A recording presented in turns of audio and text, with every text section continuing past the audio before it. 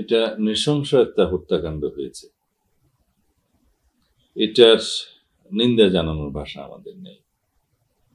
আমাদের দলীয় অবস্থান সবসময় আমরা এই সমস্ত অনাচারের বিরুদ্ধে জিরো টলারেন্সে আছে।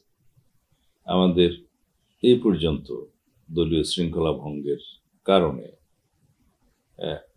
হাজারে হাজারে আমাদের নেতা কর্মী সমর্থক, যার বিরুদ্ধে যেখানে আমরা তদন্ত করে এই সমস্ত শৃঙ্খলা বিরোধী কর্মকাণ্ডের তথ্য পেয়েছি, সাথে সাথে আমরা ব্যবস্থা নিয়েছি।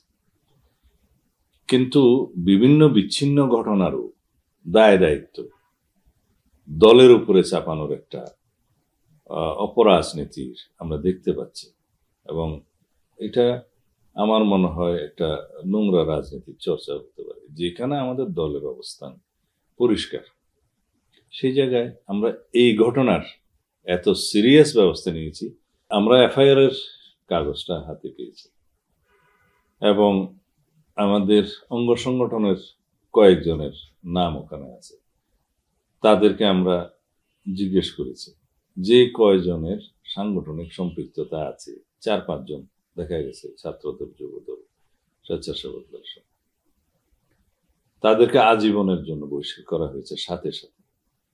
এবং আইন শৃঙ্খলা বাহিনীকে আমরা অনুরোধ করেছি যাতে তদন্ত করে যাদের সম্পৃক্ততা পাওয়া যাবে দলমত নির্বিশেষে সবার বিরুদ্ধে গ্রেফতার, তদন্ত এবং কঠোর আইনানুগ ব্যবস্থা নিশ্চিত করার জন্য বিচারের মাধ্যমে। এখানে আমাদের অবস্থান, দলের অবস্থান পরিষ্কার। হ্যাঁ, দেখুন, এই জাতীয় একটা বড় রাজনৈতিক সংগঠন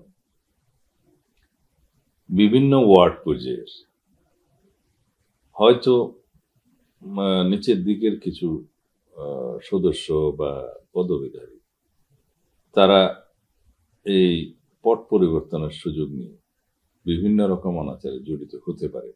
কিন্তু আমাদের অ্যাকশনটা হচ্ছে ঘটনা পরবর্তী।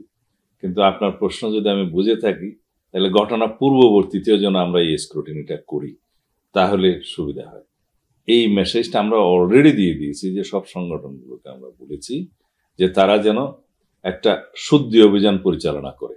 যাদের বিরুদ্ধে অভিযোগ পাওয়া যাবে অথবা যাদের কর্মকাণ্ড এরকম বা যাদের অতীত ইতিহাস এরকম, সেগুলো ফাইন্ড আউট করে একটা শুদ্ধি অভিযান চালানোর জন্য আমরা এখন আহ্বান জানিয়েছি সব লেভেলের আমাদের সমস্ত অঙ্গ সংগঠন সহ সহযোগী সংগঠনের কাছে।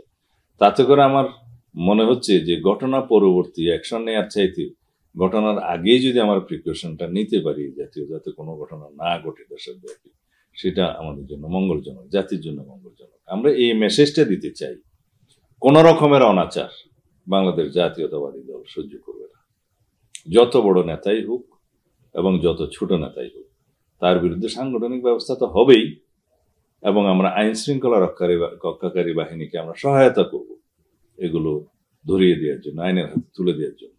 এগুলো কিছু কিছু রাজনৈতিক দল বিএনপিকে দোষারোপ করে বা বিএনপির ঘাড়ে দোষ চাপিয়ে হয়তো একটা অপরাজনীতি করার সুবিধা নিতে চাচ্ছে, যেখানে আমরা নিজেরাই আইন শৃঙ্খলা রক্ষাকারী বাহিনীকে আহ্বান জানাচ্ছি, যেখানে আমরা সরকারকে আহ্বান জানাচ্ছি জাতীয় যে কোনো কর্মকাণ্ডে জিরো টলারেন্স করতে এবং তাদের বিরুদ্ধে গ্রেফতার সহ আইনানুগ ব্যবস্থা নিতে। সে জায়গায় এই ব্লেম আমাদেরকে দেওয়াটা উচিত নয়। আর এগুলো ব্যবহার করে যারা রাজনীতি করতে চাইছে না, আমরা দেখেছি কুমিল্লার 2-1টি ঘটনা, বিভিন্নভাবে 2-1টি ঘটনা বিএনপির উপরে চাপানোর চেষ্টা হয়েছিল।